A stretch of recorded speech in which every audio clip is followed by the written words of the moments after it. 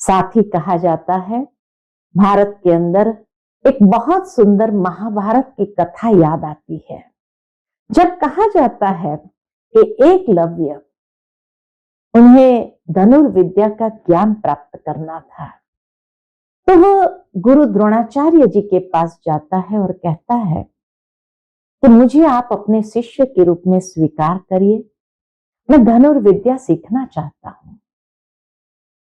द्रोणाचार्य जी ने कहा कि यह विद्यालय तो राजकुमारों के लिए है, इसीलिए हम आपको यहां प्रवेश नहीं दे सकते हैं। एकलव्य वहां से चला जाता है और जंगल में दूर जाए गुरु द्रोणाचार्य जी की प्रतिमा बनाता है और उस प्रतिमा की रोज पूजा करते हुए, उन्हें याद करके, उनसे वो वाइब्रेशंस प्राप्त करके वह धनुर्विद्या सीखना आरंभ करता है और सचमुच बहुत बड़ा धनुर्धर बन जाता है।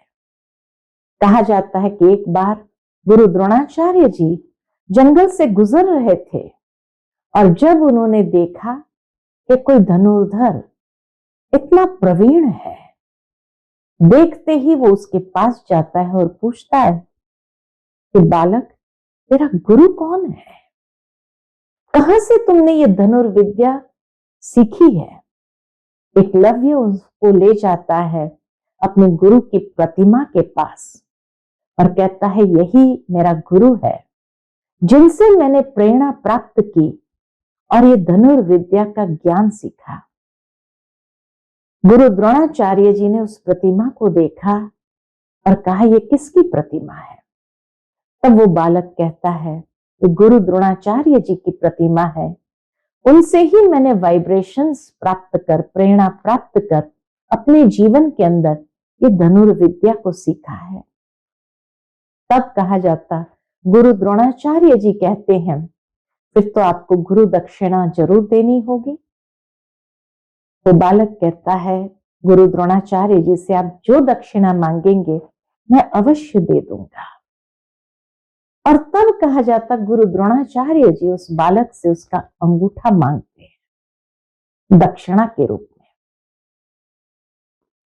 और बिना सोचे समझे एकलव्य ने अपना अंगूठा काट कर उसी समय दे दिया दक्षिणा के रूप में। कई बार ये विचार चलता है कि गुरु ऐसा अन्याय कैसे कर सकता है, कैसे वो अंगूठा ही मांग ले ताकि उसका करियर वहीं खत्म हो जाए, वो आगे जीवन में बढ़ ही न सके। ऐसे कैसे कोई गुरु कर सकता है? लेकिन वास्तव में अगर देखा जाए तो परमात्मा परम सतगुरु भी जब इस संसार में आते हैं तो हम बच्चों से हमारा अंगूठा मांगते हैं, और ये अंगूठा निशानी है दृढ़ संकल्प। कोई भी बात का जब दृढ़ संकल्प करना होता है तब ये अंगूठे की निशानी अर्थात दृढ़ता संपन्न अभ्यास करना। तो परमात्मा भी हमें कहते हैं कि इस सुंदर जीवन को श्रेष्ठ दिशा, श्रेष्ठ मंजिल पर पहुंचाने के लिए या संपूर्णता की ओर जाने के लिए हमें अपने जीवन के अंदर भी दृढ़ संकल्पधारी बनना होगा। साथ ही साथ अंगूठा निशानी है बेस्ट ऑफ लक, अर्थात सदा सफलता मूर्त बनने का वरदान हमें प्राप्त होता है। परमात्मा भी हमें यही कहते हैं परम सतगुरु बन करके कि आप अपने जीवन के इस दृढ़ संकल्प में सदा सफल रहो, सफलता प्राप्त करो। सफलता आपका जन्म सिद्ध अधिकार है।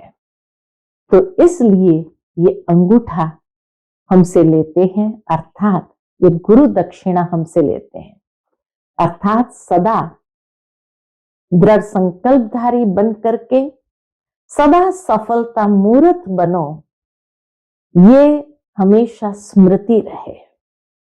तो कितना सुंदर भाव है इसके पीछे, ताकि हम अपने जीवन को संपूर्णता की ओर ले जा सके, अपनी मंजिल पर सहज पहुंच सके।